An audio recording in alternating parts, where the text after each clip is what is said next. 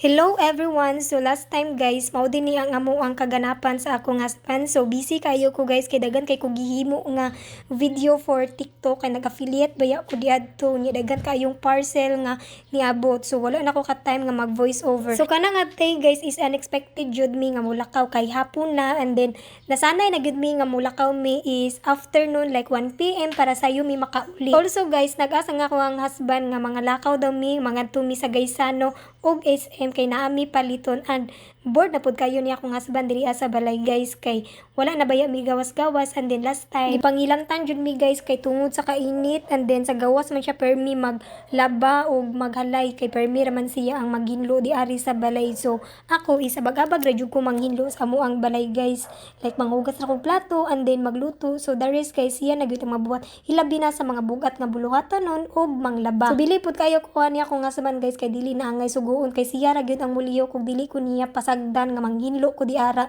kay kabalo man siya nga dili kay ko into cleaning. Anyway guys, nangato di ay mi sa Gaisano una kay nangita mi eg restaurant pero wala man jud mi makita kayo nga lami nga pagkaunan di ato guys kay permira mi ga Jollibee unya dili pud kayo miganan mo kaunog Chive King kay oily para sa amo ara pud na.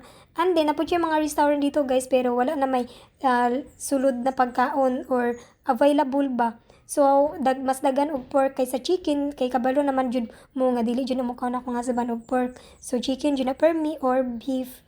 And then, so niya to mi sa SM guys, una kay nangita mi og restaurant dito pero ang ako ang gipili is Mang Inasal kay ang Mang Inasal is lamian jud ko guys kay ganahan ko sa ilahang pagtimpla sa chicken. So mao to guys, kung asa ko gusto mo kaon og restaurant dito pud ako ang husband kay musunod ra pud siya kung asa ko mo gusto mo kaon sa mga restaurant, pero ang ako yung naandan guys is Jollibee, Mang Inasal og napod mi favorite restaurant guys pero wala na miniato dito kay dagan kayog tao or kailangan pa nimo magulat kay naglinyan na dagan kaayo sa nga tanan.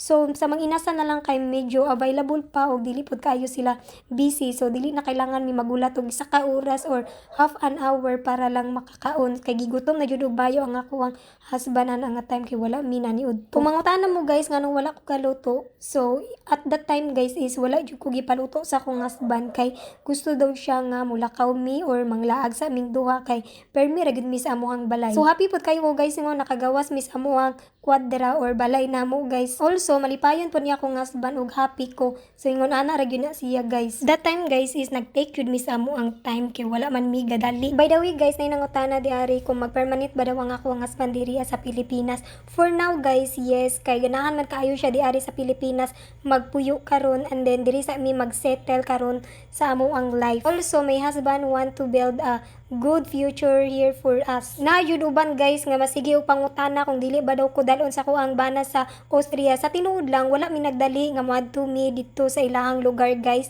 Hilabay na karon dagay problema ang ubang country, war nya, nagkamahal na mga palitunon, and wala pud mi kabalo kung unsa ang dagan sa panahon, and also nagulat ra pud mi sa plano sa Ginoo sa amoa because only God knows our future. So walay makabalo or makatagna kung unsa among future, pero kung unsa ang amo ang mga plano guys is kisari gid na mo sa labawng makagagahom sa tanan. So sa mga curious diara guys, ang ako ra yung tubag sa inyo is diri sa jud mi magsettle og future sa ako ang husband before mi moadto sa ilahang country kay mas maayo man na nga naami good future di ari or naa mi gi-build diri sa Pilipinas before nga mo visit mo dito or mo stay. Anyway guys, after na mo magkaon sa Mang Inasal, so nagsuri-suri sa misa SM Mall. So, niadto sa misa shop niya.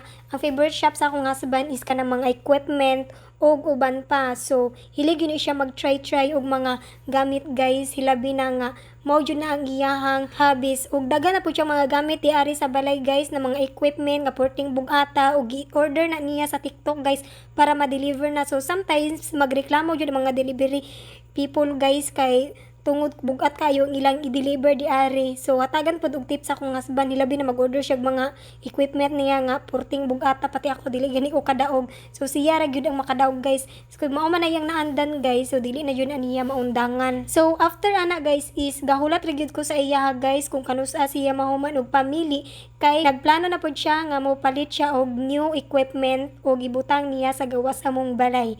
So, and after na guys, nangadto na dayon mi sa Gaisano Mall kay naa mi paliton which is chopboard or tadtaran, and then towel ug uban pa. Before mi namalit og mga importanteng gamit sa among ang balay guys is niadto sa mi sa shop kung asa na maligya og mga table, couch, cabinet og uban pa. So na-miss jud kaayo ming duha guys nga nakita namo ang mga couch pero dili namo na mapalit karon kay tungod nanami couch unya dagko kay couch so angay ra gyud na sa dagkong balay. Sa among balay guys is dili ra pud kaayo siya tanto dako. So also every time imo ato og guys ano guys is dagan pud kaayo siya mga design sa couch and then dagko mga cabinet.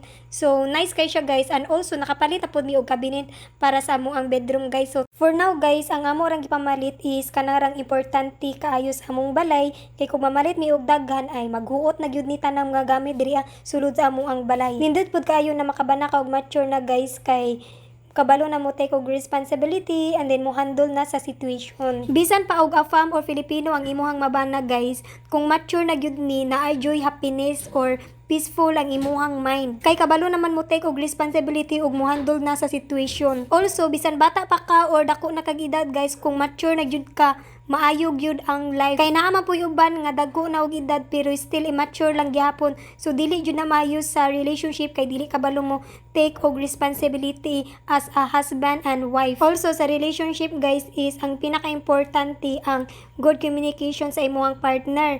Kay kung wala may good communication ay permi jud mo mag-away. And also kailangan magsinabtanay and kailangan pod nga mag-istorya ani sa inyong problem kung namoy dili ganahan. Especially sa Afam guys kay tungod dili sa yon nga makikomunicate sa Afam, especially lahi ang ato ang lingwahe. So it means kailangan jud og adjustment if ever mag-Afam mo. Also ang ganahan sa mga Afam guys is respect each other jud na kanang namoy respeto sa usag-usa, especially sa relationship, and then loyal ug honest mo sa usag-usa, especially ang trust sa usag-usa guys. If ever nga mamakak mo sa imong partner nga Afam, so ang ilang pagsalig guys is dili na gyud mo balik. So magduwa-duwa na gyud na sila og salig sa imuha kung kabalo sila nga mamakak mo sa ilaha or sa inyuhang partner nga Afam. Sa mga gusto mag-Afam di ara, kailangan honest jud mo sa inyuhang Afam para dako og salig ang inyuhang Afam ug ayo pud ninyo pinuangi kay ang Afam dali ra pud sila makadetect kung binuangan ninyo or dili. Kay most of foreigners ra ba guys is bright jud kayo na sila guys, labi na sa observation sa usa ka babae. But I want you to know guys na hindi lahat ng mga foreigners is mababait or mayroong respeto sa isang babae. Pero kung first time jud mo mag-meet guys, ayo jud dayon mo og salig sa usa ka foreigner kay wala mo kabaloon sa intensyon niya. So ay hara jud ka mo salig guys if pakasala na jud kaniya para ra pud na sa kuha. Permi nga naay communication sa imuha og love jud kayo kaniya. So ma-feel man jud na nimo or maobserbahan jud nimo sa usa ka foreigner guys if ever nga love kanila or dili.